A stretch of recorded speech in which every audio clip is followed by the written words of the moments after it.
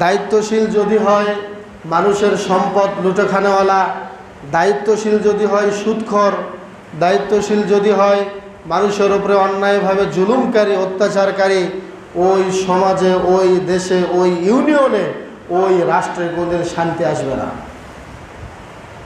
দায়িত্বশীলকে হতে হবে আদল এবং ইনসাফকারী, আদেল এবং ন্যায়পরায়ণতাকারী। যদি দায়িত্বশীলদের মাঝে যদি ইনসাফ এবং আদল পরিলক্ষিত না হয়, ওই সমাজ, ওই রাষ্ট্র ধ্বংস হবে, এটাই বাস্তব। আর দায়িত্বশীল হওয়ার জন্য অনেকগুলো শর্ত আছে। তার মধ্যে প্রধান এবং প্রথম শর্ত সেটা হলো দায়িত্বশীল হতে হবে একজন পুরুষকে। কোনো মহিলা দায়িত্ব নিলে ওই সমাজ, ওই রাষ্ট্র ধ্বংস হবে। এটা আল্লাহর নবীর কথা, এটা কোনো ব্যক্তির কথা নয়, কোনো হুজুরের কথা নয়, কোনো মাজার পূজারীর